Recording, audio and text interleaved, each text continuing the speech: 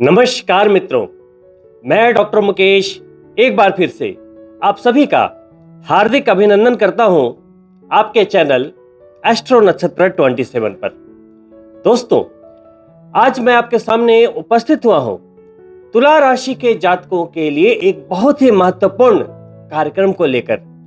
जी हां दोस्तों, जैसा कि आप सभी जानते होंगे कि 30 जून से लेकर 15 नवंबर तक कर्म फलदाता शनिदेव वक्री होने वाले हैं, यानी कि उनकी चाल उल्टी होने वाली है। इसका क्या प्रभाव आपकी राशि पर पड़ेगा, इसकी संपूर्ण चर्चा आज मैं इस वीडियो में करूंगा। उन सभी तुला राशि के जातकों के लिए जिनके शनि लग्न अनुसार शुभ हैं या अशुभ हैं,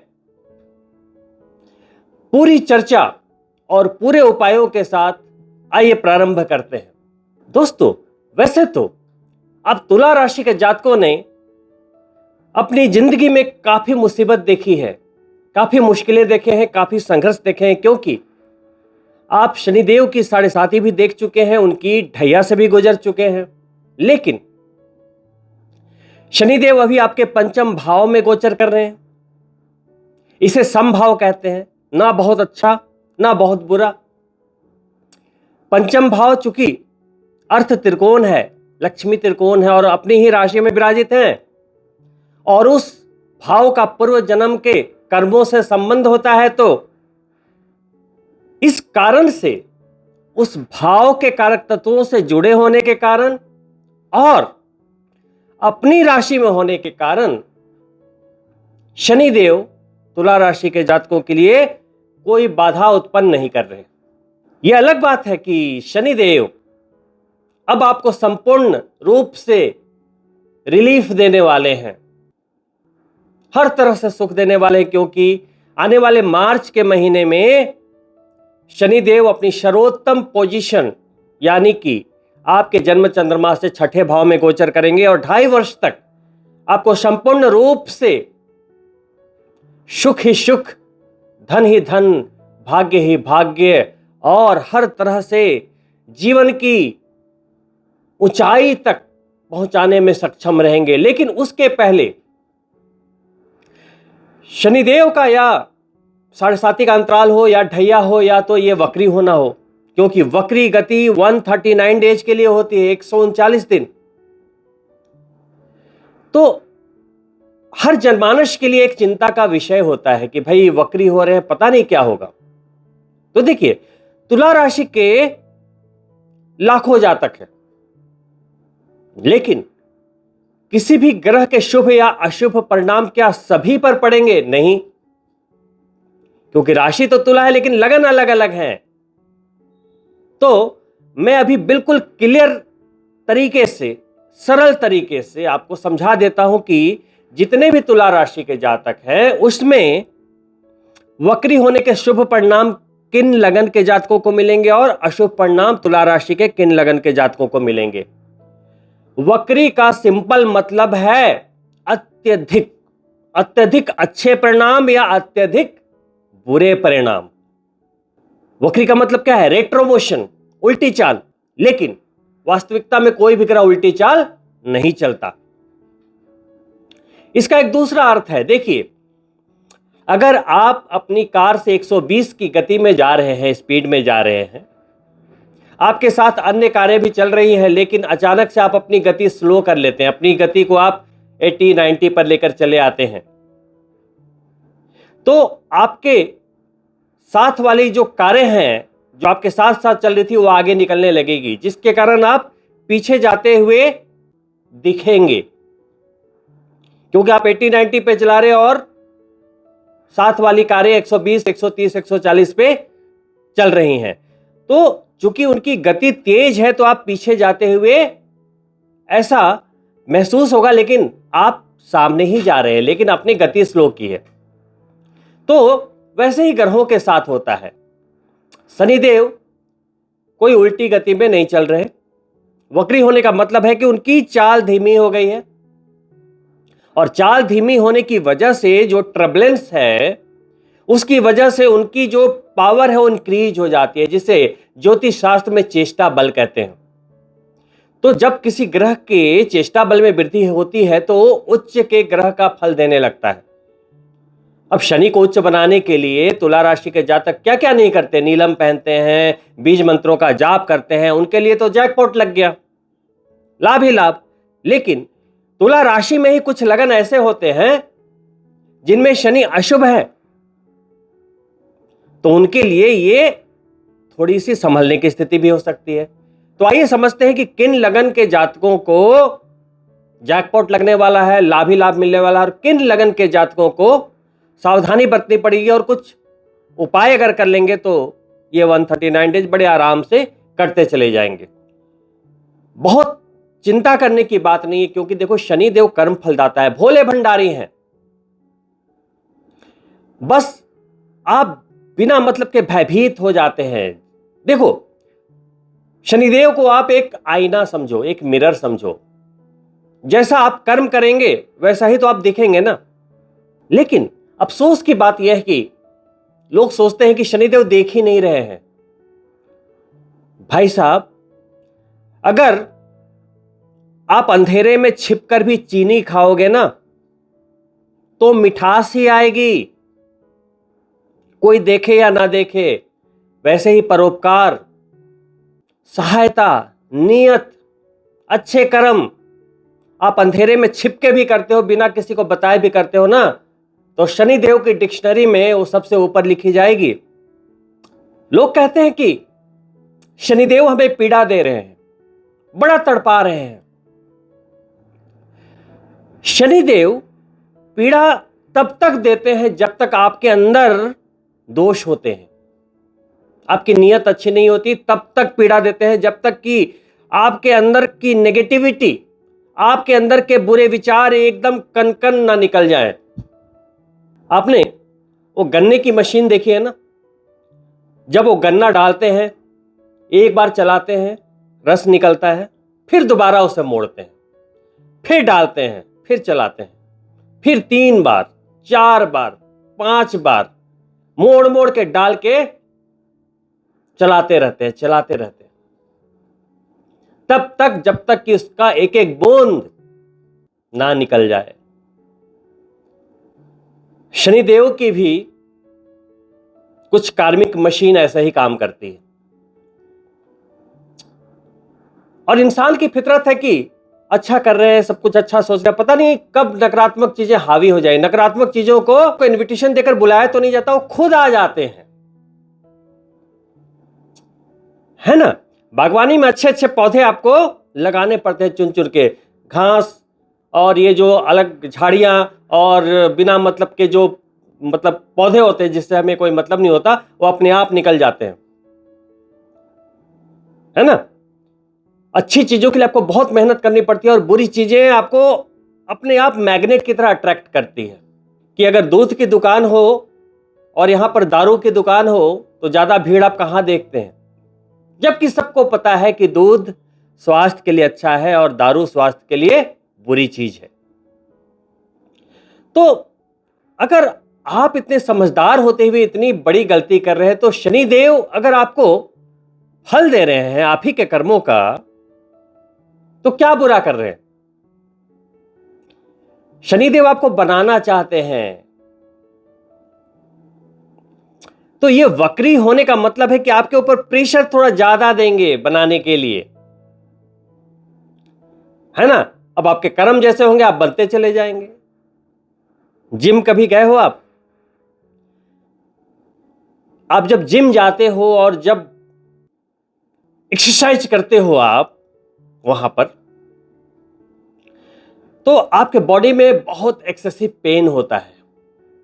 आप भारी भारी वजन उठाते हो, आप कभी चेस्ट की एक्सरसाइज कर रहे हो, कभी शोल्डर की कर रहे हो, कभी लेग्स की कर रहे हो, कभी बाइसेप्स की कर रहे हो, और जब करके आते हो 1-2 घंटे ना पसीने बहाकर, तो बड़ा पेन होता है। लेकिन आप वो पेन क्यों ले रहे हो पैसे देकर जिम में? क्योंकि यू नो कि आप बन रहे हो, यू आर बिल्डिंग योरसेल्फ। तो शनिदेव जब आपको पीड़ा देकर बनाने का कार्य कर रहे हैं तो करने दो ना। No pain no gain. तो दोस्तों देखिए, शनिदेव अभी पंचम भाव में गोचर कर रहे हैं।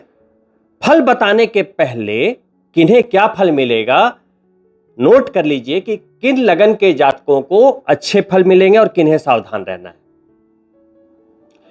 दोस्तों शनिदेव एक ही हैं, आप सभी की तुला राशि है, लेकिन आप अपनी जन्म पत्रिका खोलें, उसमें जो कुंडली बनी होती है पहले पन्ने पर लगन पत्रिका, उसमें जो पहले भाव में नंबर लिखा होता है वो होता है लगना। पहली जो राशि लिखी होती है ना, वहां पे नंबर 1 भी लिखा हो सकता है, 2 भी, 3 भी, 4 भी, 5 भी, 6 भी, 12 भी, कुछ भी लिखा हो सकता है, 1 से लेकर 12 तक कोई भी नंबर, वो आपका लगन हो गया। लगना इज योर आइडेंटिटी। जब आप जन्म लेते हो पृथ्वी पर तो नाम तो बाद में रखा जाता है, बट लगन आइडेंटिफाई हो गया कि जितने डिग्री, इतने मिनट, इतने सेकंड का लगन है। तो जितने ग्रेविटेशनल फोर्स आपके ऊपर लगे हैं, जो भी ग्रहों के बलाबल की जो गणना की जाती है ना, आपके लगना के अकॉर्डिंग की जाती है, और वहीं से डिसाइड होता है कि आप क्या प्रारब्ध लेकर आए हो इस जीवन में। शनिदेव योग कारक है तो आपके पिछले जन्म के कर्म अच्छे थे। शनिदेव शुभ है तो आपके पिछले जन्म के कर्म अच्छे थे। वहीं शनिदेव अगर अशुभ है तो आपके पिछले जन्म के कर्मों के उधार बाकी हैं। अशुभ है शनि तो। और वहीं शनिदेव अशुभ होकर उच्च के हो गए या राहु के साथ शापित दोष बना लिया, चंद्रमा के साथ विष दोष बना लिया, तो आपके पिछले जन्म के कर्म बहुत ज्यादा बुरे थे। फलस्वरूप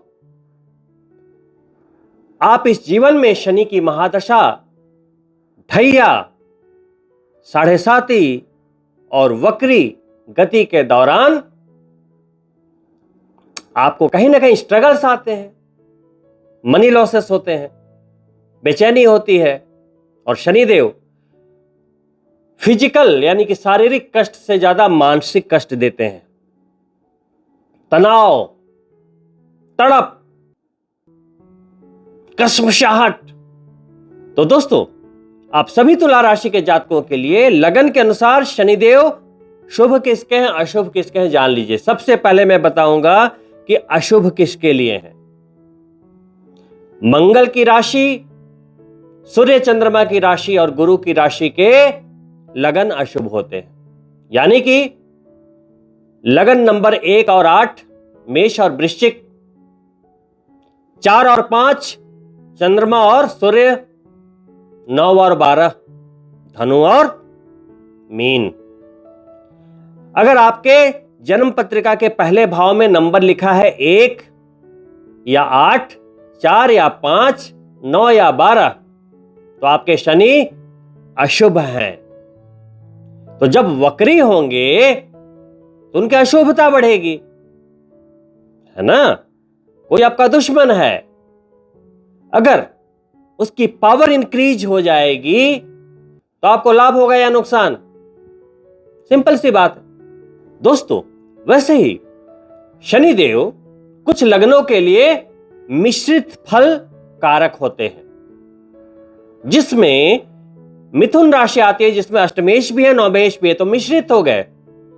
अशुभ भी है, शुभ भी है, तो मिश्रित फल दायक हो गए। मिथुन लगन यानी कि नंबर 3, कन्या लगन यानी कि नंबर 6, पंचमेश भी हो गए, षष्ठेश भी हो गए। तो इन 2 लगनों में शनिदेव मिक्स रिजल्ट देते हैं, थोड़े खट्टे थोड़े मीठे। अब मैं बात करूंगा जिनके लिए शनिदेव अति शुभ हैं। लगन नंबर 2 यानी वृषभ लगन, शुक्रदेव की राशि, तुला राशि योग कारक होते हैं, शुक्रदेव की राशि। तो नंबर 2, नंबर 7 जबरदस्त, और शनिदेव की अपनी राशि नंबर 10 और नंबर 11 मकर और कुंभ। इन 4 राशियों में शनिदेव अति शुभ होते हैं। तो अब सीक्वेंस देख लीजिए, 2, 7, 10 और 11 double positive, 3 and 6 normal, neutral, और 1, 8, 4, 5 और 9, 12 ये हो गए निगेटिव। तो अब शनिदेव हो गए वक्री 30 जून को और रहेंगे 15 नवंबर तक, 139 दिन, 139 डेज। तो अब मैं जो बताने जा रहा हूं वो है आपके जन्म चंद्रमा के अनुसार। आप अपनी अपनी पत्रिका देख लेना कि आपके शनि मित्र है या शत्रु। मित्र होंगे तब भी मैं जो वीडियो के अंत में उपाय बता रहा हूं तो भी करना और जबरदस्त लाभ मिलेगा। मिश्रित फलदायक होंगे तो भी उपाय करना, और जब अशुभ होंगे तब भी आप उपाय कर लेना, आप बचते बचाते निकल जाओगे। तो सबसे पहले अच्छे फलों की व्याख्या मैं साथ साथ समझाता जाऊंगा कि किन्हें क्या मिलना है। तो देखिए, पंचम भाव का गोचर है।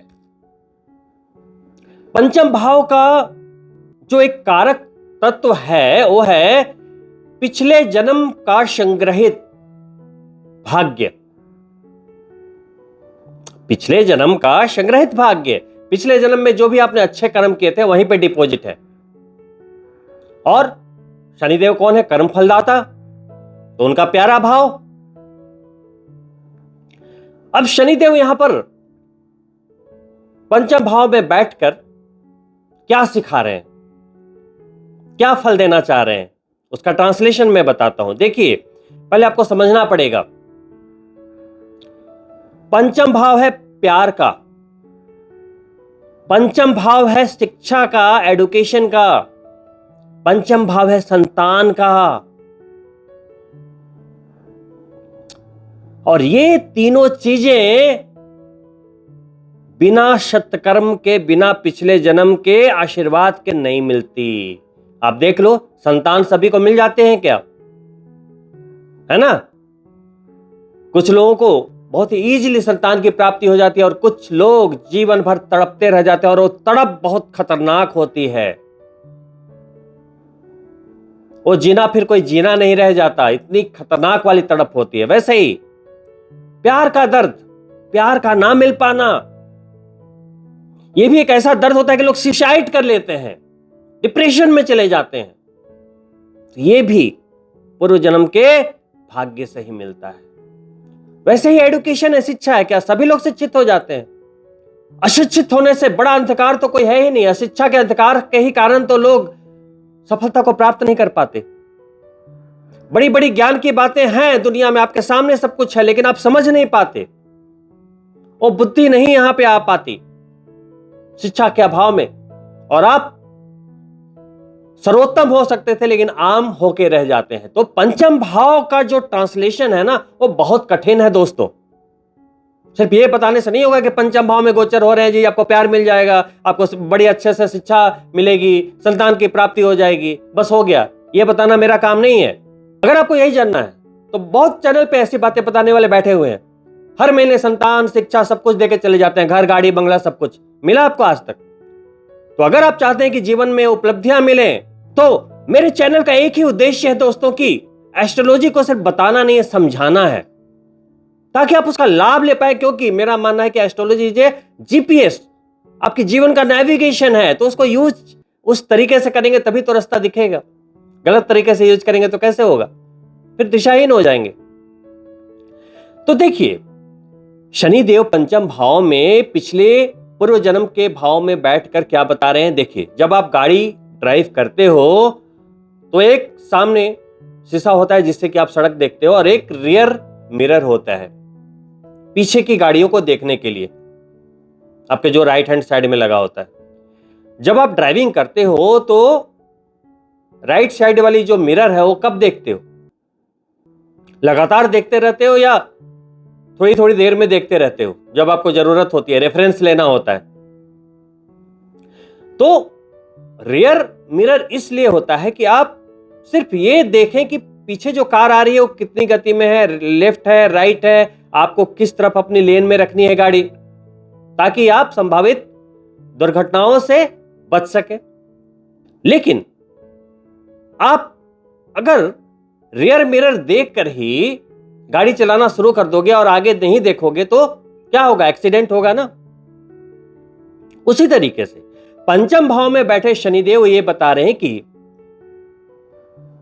पिछले समय में जो भी आपने गलतियां की है रियलाइज करो, आगे देखो और आगे वो गलती मत दोहराओ।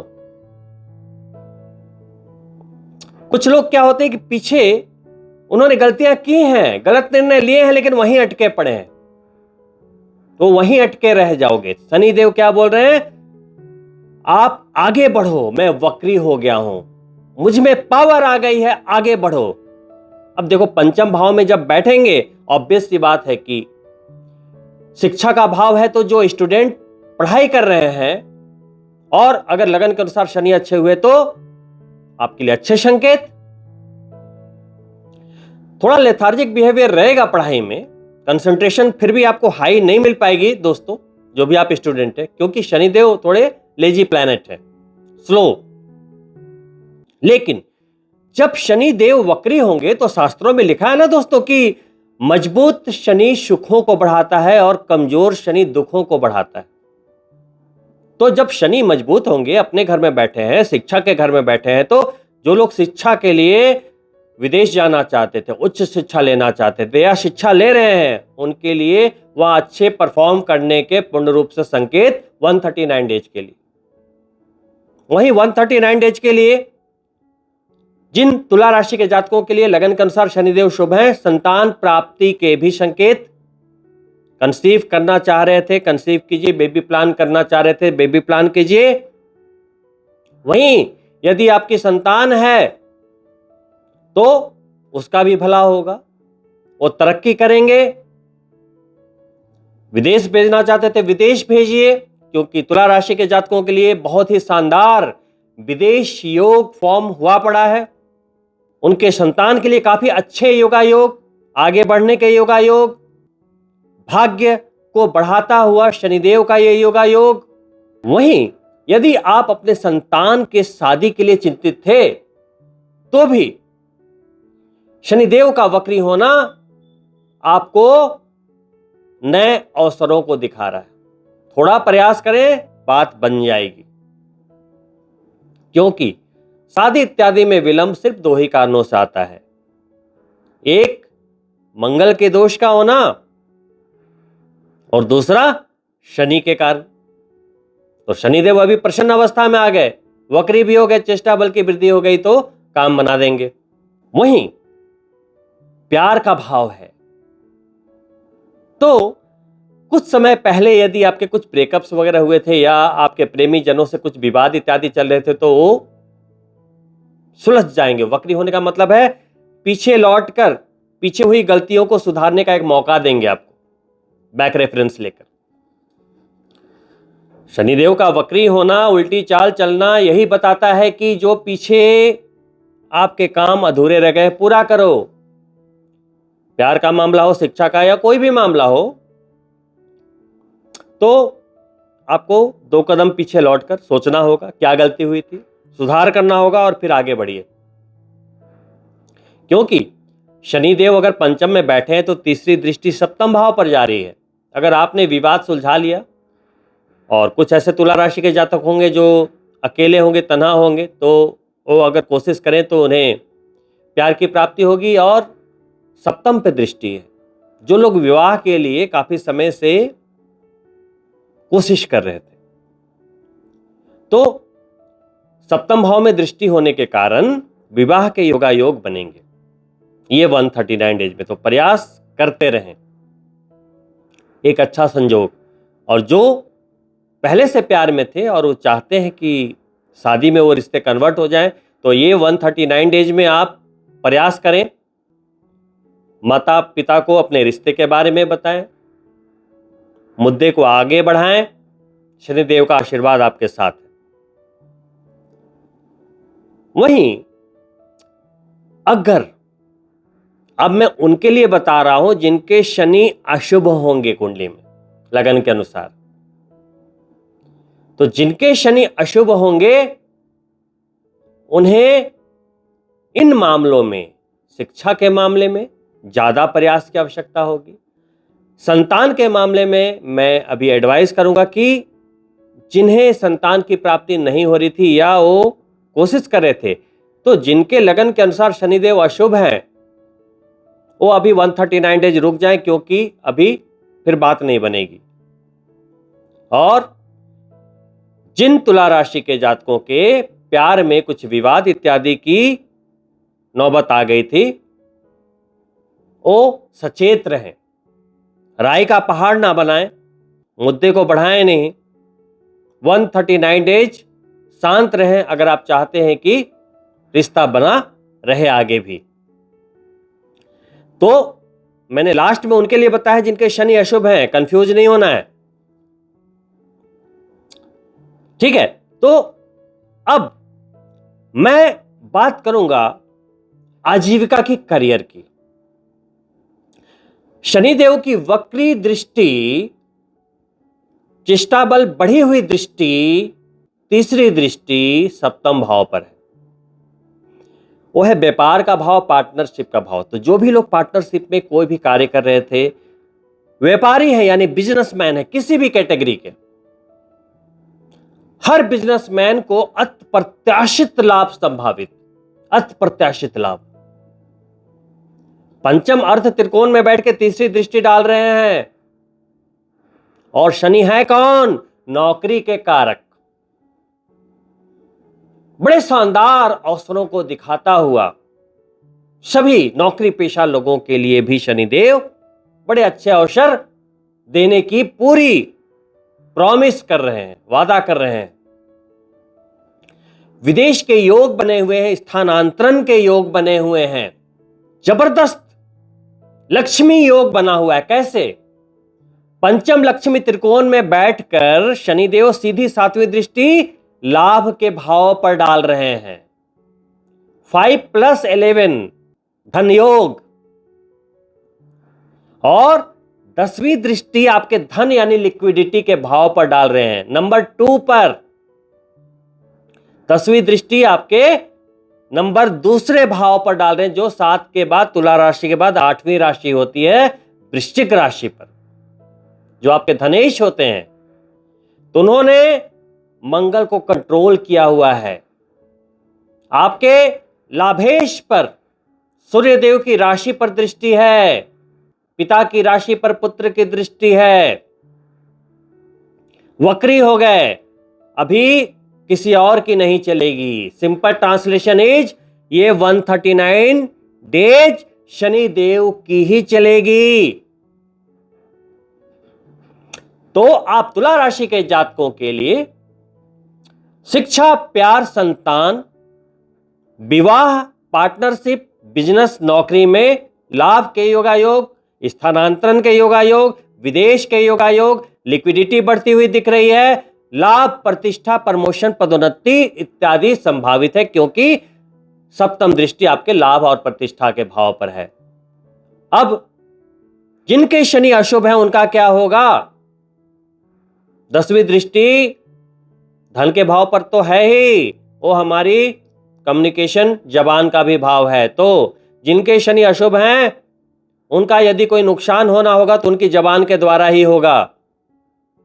तो जैसा कि मैं हमेशा बोलता हूं दोस्तों, अपने भस्मासुर खुद ना बने। जब कर्मों की बात हो रही है, कर्मों को ठीक करने की बात हो रही है, नियत को ठीक करने की बात हो रही है, तो जो सारे कांड होते हैं ना, वो हमारी जबान से ही तो होते हैं।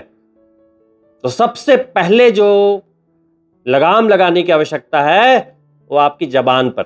खर्च सोच समझ कर करना है, क्योंकि लिक्विडिटी के भाव को दृष्ट करें तो हो सकता है कि शनिदेव अपनी अशुभता के कारण आपके पैसे को खर्च करवाने की कोशिश करें। तो यहां पर आपको बहुत ही सोच समझकर अपने पैसे खर्च करने हैं।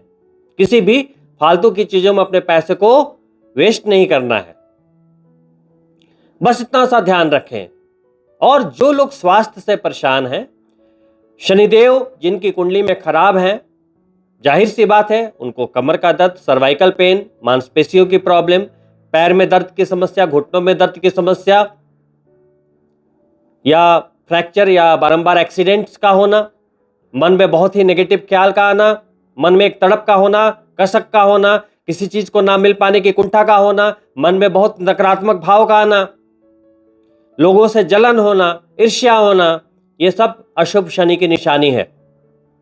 आप किसी की निंदा करते हैं, किसी से जलते हैं, किसी के बारे में बुरा बोलते हैं, किसी के साथ गाली गलौज करते हैं, यह सब बुरे शनि की निशानी है।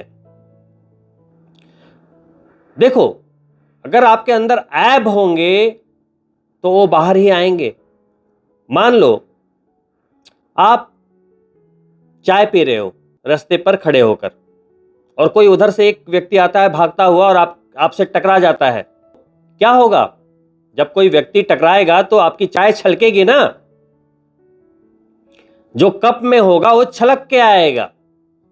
अगर आप गर्म पानी पी रहे होते तो गर्म पानी छलकता, अगर आप ठंडा पानी पी रहे होते तो ठंडा पानी छलकता, आप चाय पी रहे थे तो चाय छलकी। उसी तरीके से कोई भी समस्या आती है, प्रचंड वेग से आप पर जब हमला करती है, तो आपके अंदर जो चीजें होती है वही तो निकलती है। आप क्रोध, ईर्ष्या, जलन भर के रखेंगे, किसी ने आपको पोक किया, आप शुरू हो जाएंगे। इन चीजों से कुछ हासिल नहीं होता, इससे कभी भी आप जीवन में श्रेष्ठ नहीं बन सकते। पैसे से आप सफल तो हो सकते हैं, लेकिन श्रेष्ठ नहीं हो सकते। जो कहते हैं ना क्वालिटी, वो नहीं डेवलप कर सकते आप। तो शनिदेव की भाषा समझने की कोशिश कीजिए। शनिदेव की इकलौती रेमेडी है कि नियत से पवित्र हो जाइए, नियत से पवित्र हो जाइए। सावधानी क्या रखनी है? अब मैं उपायों की चर्चा करूंगा। ये उपाय 12 के 12 लगन के लोगों को कर लेने चाहिए। आप सभी तुला राशि के जातक हैं, लेकिन लगन तो डिफरेंट होंगे। तो मैं ये नहीं बोलूंगा कि जिनके शुभ है शनि वो उपाय ना करना, नहीं, आपको भी करना है। मिश्रित फल वाले को भी करना है, अशुभ फल वाले को भी करना है। सभी के सभी लोगों को ये 139 डेज अगर वेस्ट नहीं करने हैं, शनि के अच्छे रिजल्ट चाहिए, तो आपको उपाय करने होंगे। उपाय क्या हैं? देखो, सबसे पहले अगर हो सके तो शनिवार के व्रत करने का संकल्प ले ले। ये 139 डेज तक 3-4 महीने आप शनिदेव के व्रत करें। 11 शनिवार कम से कम अगर आप करते हैं तो करीब 3 महीने तो आपके निकल जाएंगे करीब करीब। आप चाहे तो 16 कर सकते हैं, चाहे तो 21 कर सकते हैं। कहते हैं ना शनिदेव की आंखें 21 दिन के बाद खुलती है। लगातार अगर आप 21 दिन तक शनि मंदिर जाते हो, या लगातार 21 वीक तक छाया दान करते हो, या लगातार 21 शनिवार तक अगर आप दान करते हो, तो शनिदेव की आंखें खुलती हैं। तो फास्टिंग कर सकते हैं। साथ ही शनिदेव को जो सबसे ज्यादा नफरत है, चिढ़ है, वो है शराब और मांसाहार से। यदि आप शराब पीते हो तो सिंपल ट्रांसलेशन इज कि आप शनिदेव को गुस्सा दिला रहे हो। बाकी आपकी मर्जी है, मैं मना नहीं करूंगा, मुझ पर नाराज होने की आवश्यकता नहीं है। अगर मैं किसी को मना कर दूं कि आपको शराब नहीं पीना है जी शनिवार को, वो बोलेंगे अरे मुझे तो मना कर दिया जी एस्ट्रोलॉजर ने, पंडित जी ने। तो भाई पियो ना। आप अगर मुझसे पूछोगे तो मैं बताऊंगा कि आपके लिए अच्छा क्या है, और आप अपना अच्छा नहीं चाहते तो मेरे ऊपर ब्लेम करने की आवश्यकता नहीं। फिर अपने कर्म देखो ना, अपनी लीवर खराब करो, किडनी खराब करो, किसने रोका है आपको? तसल्ली से। मैं अभी शनिदेव के फल बता रहा हूं, मैं दिशा से भटकना नहीं चाहता। तो भाई अगर अपना भला चाहते हो 139 डेज शराब छोड़ दो। मैं तो कहता हूं पूरे जीवन के लिए छोड़ दो। मांसाहार छोड़ दो। किसी जीव को काट कर आप खा रहे हो, थोड़ी देर किसी जीव को काट के छोड़ दो, क्या होगा? उसमें सड़न होनी शुरू होगी। बदबू आना शुरू हो जाएगा। वो अकारक शनि की निशानी है, पीड़ित शनि की निशानी है। वही खाओगे तो शनि त्राहिमाम करेंगे और बड़े बड़े अक्षरों में, मोटे मोटे अक्षरों में आपके बुरे कर्मों की वहां सजा तय होगी। यहां भी आपकी मर्जी, जबान का स्वाद ज्यादा पसंद है या सफलता, ये आपको तय करनी है। तो शराब और मांसाहार मेरी तरफ से स्ट्रिक्टली मना है। पराई नारी या अनैतिक संबंध अगर हैं, अगर कुछ चक्कर है तो बंद कर दीजिए। अगर अपने जीवन में क्वालिटी चाहिए, चरित्र नहीं तो कुछ भी नहीं। वही वाली बात है कि अंधेरे में छिपकर अगर आप कुछ कर रहे हैं तो ये बिल्कुल ना समझना कि कोई देख नहीं रहा है। मेरी पत्नी नहीं देख रही, मेरे परिवार वाले नहीं देख रहे, समाज वाले नहीं देख रहे। नहीं, शनिदेव सब कुछ देख रहे हैं। वो आपकी सफलता को डैमेज करेंगे। जाओ, जितना समझदार बनना है बनो। यदि आपके शनि बहुत ज्यादा अशुभ हैं तो आपको शनि के मंदिर जाने प्रारंभ कर देने चाहिए। अगर आप पहले से जा रहे हो तो जाते रहिए और 21 डेज तक लगातार जाने की कोशिश कीजिए। बीच में गैप नहीं करना है।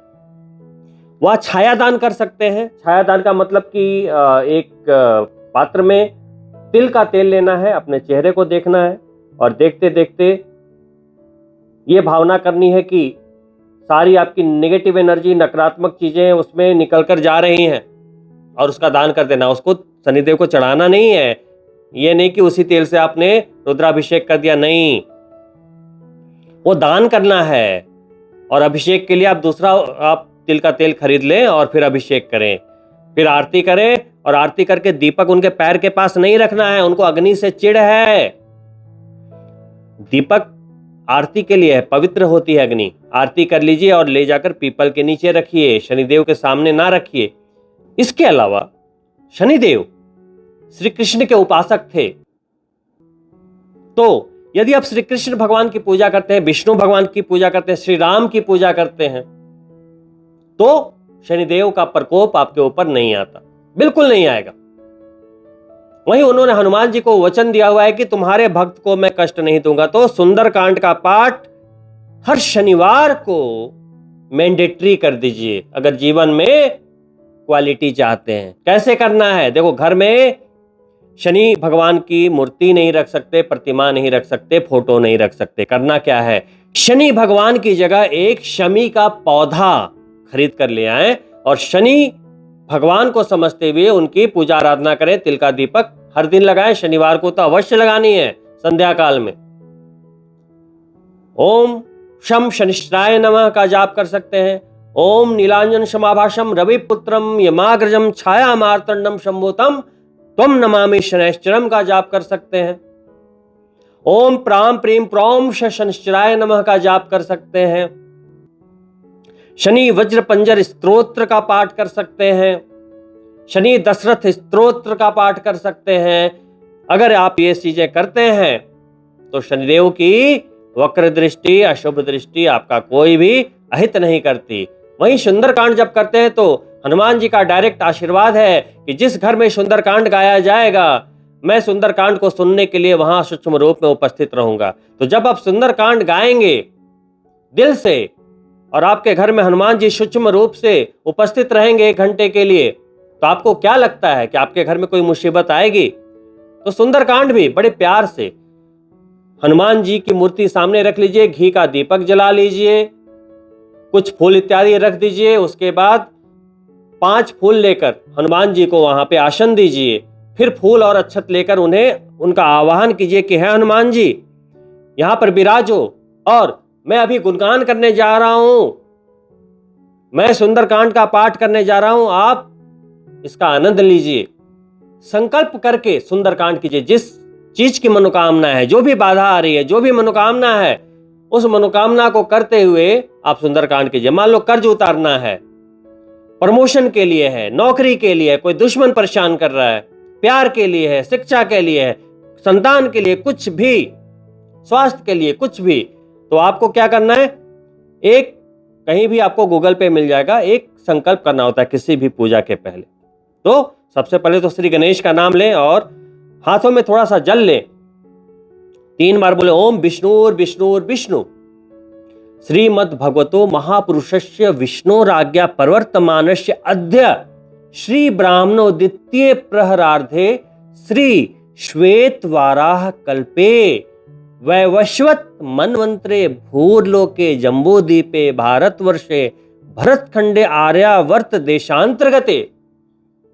अब आप जहां पर हैं वहां का नाम लीजिए। मुंबई क्षेत्रे, दिल्ली क्षेत्रे, पुणे क्षेत्रे, बेंगलोर क्षेत्रे, जहां भी है वहां का नाम लीजिए। तो आपने बोला दिल्ली क्षेत्रे 2081 विक्रम संवत्सरे माशानाम मासोत्तमे मासे, हिंदी में उस मास का नाम लीजिए, जैसे ज्येष्ठ मास है, सप्तमी, अष्टमी, नवमी, जो भी तिथि हो उसका नाम लीजिए। नवमी तिथि हो, जो वार है उसका नाम लीजिए। शनिवाश्रे, फिर अपने गोत्र का नाम लीजिए। कश्यप गोत्र उत्पन्नम, भारद्वाज गोत्र उत्पन्नम, फिर अपना पूरा नाम लीजिए। जैसे मैं हूं डॉक्टर मुकेश नाम्याहम, या आप अपना नाम लीजिए, फिर आप बोलिए मनोकामना, बोलिए किस मनोकामना से कर रहे हैं। और कोई मनोकामना ना हो तो ऐसे बोल दे सकल मनोकामना पूर्ति हेतु, धन धान्य वृद्धि हेतु, है ना, आरोग्य सुख हेतु, अष्ट लक्ष्मी प्राप्ति हेतु, श्री राम और हनुमान जी की प्रसन्नता हेतु सुंदरकांड पाठ संकल्पम अहम करिष्ये। फिर जल को ऐसे जमीन पे गिरा दीजिए। एक सिंपल सा संकल्प होता है। अगर आप नहीं कर सकते, ये भी ऐसे तो करना चाहिए, लेकिन नहीं कर सकते तो इसे छोटे से फॉर्म में कर सकते हैं। हाथ में जल ले लिया, अपना नाम बोला, गोत्र का नाम बोला, तिथि बोली, वार बोले, जगह का नाम बोला और मनोकामना बोली, जल को छोड़ दिया। उसके बाद आप सुंदरकांड का पाठ ऐसे करें जैसे कि आप हनुमान जी को सुना रहे हैं और किसी से कोई मतलब नहीं है उस समय। घर में बच्चा स्कूल जा रहा है तो बातें कर रहे हो, बाय, वाइफ से बात कर रहे हो, वो सब नहीं चलेगा। फोन आ गया जी, फोन देखने लगे, बीच में ये बड़ा इंपॉर्टेंट कॉल है, हेलो आ रहा हूं ऑफिस, ये सब नहीं चलेगा। इससे अच्छा करो ही ना। तरीका होता है कोई भी कार्य को करने का। तो बिल्कुल ध्यान से कनेक्शन बनाते हुए भगवान से आप इस पूजा को करें। कुछ लोग दिल से जुड़ते नहीं, केवल देखा देखी कि भाई ये भी पूजा कर रहा है, वो भी पूजा कर रहा है, मैं भी कर लेता हूं, ये भी मंदिर जा रहा है, मैं भी चला जाता हूं। ऐसे नहीं होता। पूजा करने का कोई नियम नहीं होता। पूजा करने का सिर्फ एक नियम होता है, दिल से करें, भावना से करें, भावना से जुड़े, सबसे बड़ा नियम। नहीं तो लाखों आडंबर कर दिए, भावना ही नहीं है तो फायदा क्या है ना। ईश्वर के सामने झुक रहे हैं लेकिन आप झुकने को तैयार ही नहीं, मैं ही ईश्वर हूं, तो फिर पिसते रहिए उसी गन्ने वाली मशीन में। कहते हैं ना कि कुछ लोगों की रस्सी जल जाती है, बल नहीं जाता। संघर्षों में पिसते रहेंगे, कर्जे में फंसते रहेंगे, बदनामी झेलते रहेंगे, लेकिन अपनी नीयत नहीं सुधारेंगे जी, है ना। एक बुजुर्ग ही कहेंगे, एक 60 वर्ष के व्यक्ति मेरे पास आए और बोले कि बड़ी परेशानी है। फिर मैंने पत्रिका देखी, शनि अशुभ थे बहुत भयानक रूप से, उनको जेल का कारावास वगैरह भी हुआ था। मैंने उपाय बताया, मंत्र वगैरह कराया, सब कुछ कराया। मैं पूरी कोशिश कर रहा था कि सब कुछ ठीक हो जाए। उसी बीच मेरा दुबई जाना हुआ, तो उन्होंने कहा कि आप दुबई जा रहे हैं, मेरे लिए एक आईफोन लेते आना। तो मैं लेकर आ गया। मुझे क्या पता था, मैंने कहा कि अच्छे नीयत के व्यक्ति हैं। उन्होंने करीब 80,000 रुपीज मुझे पहले दिए। उसके बाद मैं दुबई से आया, उन्हें फ़ोन दे दिया। उन्होंने कहा कि मैंने अपने बेटे के लिए लिया। हमने कोई बात नहीं, आपका बच्चा मेरा बच्चा सब बराबर, कोई बात नहीं। तो बोले कि मैं पैसे दे दूंगा, कुछ दिनों में मैं पैसे दे दूंगा। मैंने कहा चलो कोई बात नहीं। मैंने फ़ोन डिलीवर कर दिया। वो दिन और आज का दिन, आईफोन 15 लेकर आया था। अभी करीब अब नया फ़ोन आपका आने वाला होगा 16, करीब 8-9 महीने हो गए, गायब, नो फ़ोन, नो कांटेक्ट। तो यहां क्या समझा रहा हूं? नियत। भाई आपने मुझे गुरु माना और गुरु के साथ ही आपने 30-40 हजार रुपए का फ्रॉड कर लिया। समझ रहे हो बात? छोटी छोटी बात है। मैंने ये उदाहरण इसलिए दिया कि आप व्यवहारिकता समझो कि कहां गलतियां हो जाती हैं। नियत ही तो है। तो वो पूजा पाठ कोई काम नहीं आएगा, वो हवन कोई काम नहीं आएगा, कुछ भी काम नहीं आएगा अगर आपने नियत से अपने आप को करेक्ट नहीं किया।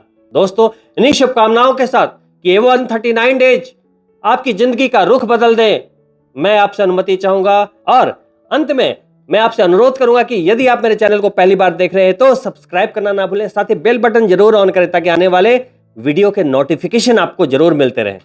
मंथली वीडियोज के मार्गदर्शन आते रहते हैं। साथ ही अगर मेरे द्वारा दी गई जानकारी अच्छी लगी हो, लाइक करें और कमेंट अवश्य करें। और साथ ही अपने जान पहचान के लोगों के लिए, अपने प्रिय मित्रों के लिए इस वीडियो को शेयर करें ताकि और भी लोग लाभान्वित हो पाए। बहुत ही जल्द मिलता हूं नेक्स्ट मंथ के मार्गदर्शन के साथ। तब तक के लिए नमस्कार मित्रों।